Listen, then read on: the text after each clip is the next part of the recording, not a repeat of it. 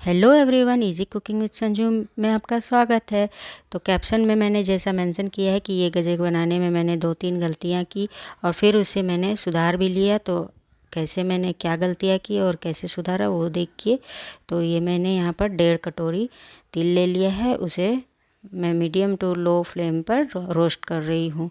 इसे धीरे धीरे चलाते हुए रोस्ट कर लेना अच्छे से, जब तक ये हल्की हल्की साइज़ में मतलब फूल ना जाए और सुगंध भी आने लगती है, अच्छी खुशबू भी आने लगती है, तब तक हम इसे भून लेंगे। अपने आप पता चल जाएगा कि ये हल्की हो गई हैं और थोड़ी सी साइज़ में बड़ी हो गई हैं, तो बस उसे निकाल लेंगे। और उसके बाद मैंने यहाँ पर जितना तिल था उससे थोड़ा सा कम गुड़ लिया है और आधा कटोरी उसमें पानी डालकर इसे गुड़ को अच्छे से मेल्ट कर लिया है, देखिए। और इसमें मैं 1 चम्मच घी डाल रही हूँ और 2-3 चुटकी खाने का सोडा डाल रही हूँ। और इस तरह से इसे मीडियम टू हाई फ्लेम में मैं उसे मीडियम फ्लेम में मतलब पाक बना रही हूँ गुड़ का। तो ये देखिए, जब इसका टेक्सचर चेंज हो जाए, एकदम कलर चेंज हो जाए, तो उसमें मैं पानी में डालकर उसे चेक कर रही हूँ। तो इसका जो पाक है वो बहुत ही कड़ा होता है। उसे पानी में डालकर तो ठंडा करके देखेंगे तो इस तरह से उसे टूटना चाहिए पूरा।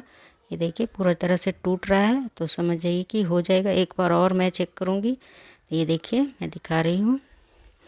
तो पानी में डाल के थोड़ी देर छोड़ना है, उसके बाद चेक करना है। ये पूरा कड़क हो जाती है और बहुत आसानी से मतलब टूटने लगती है। तो बस इतने ही देर तक ही हमें पाक करना है उसको, मतलब पकाना है गुड़ को और चलाते रहना है, नहीं तो अंदर से मतलब गुड़ का कलर चेंज हो जाएगा या कड़वा लगने लगेगा। इसलिए गुड़ को चलाते रहना है। उसके बाद मैंने इसमें सारे तिल को मिला दिया है और इसे मिक्स कर रही हूँ अच्छे से। तो यहीं पर मैंने गलती की कि इसे मैंने छोड़ दिया ऐसे ही। तो ये देखिए इस तरह से हार्ड हो गया था। फिर मैं उसे अलग अलग तरीके से ट्राई कर रही थी कि किसी तरह से गजक बन जाए या तिलकुट बन जाए, लेकिन सब मेरी मतलब कोशिशें मतलब बेकार जा रही थी। तो इसी समय में मैंने ये गलती की कि मुझे पहले उसे ग्राइंड कर लेना चाहिए था तिल को।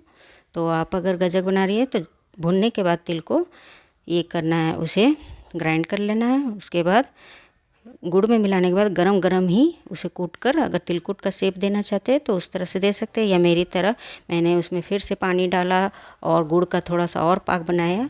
उसके बाद इस तरह से बटर पेपर में फैलाकर हल्का सा बेल लिया है और इस तरह से गरम गरम में ही चाकू से निशान लगा दिया है। आपको बहुत जल्दी जल्दी करना पड़ेगा इस समय, ताकि शेप बनाने में कुछ भी गड़बड़ ना हो।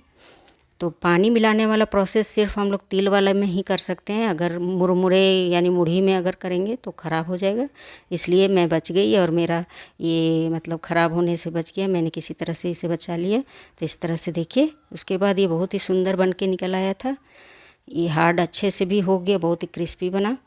और देखिए तुरंत ही ये हार्ड हो जाता है चाकू से। फिर मैंने दबा दबा कर इसे अच्छे शेप में निकाल लिया है।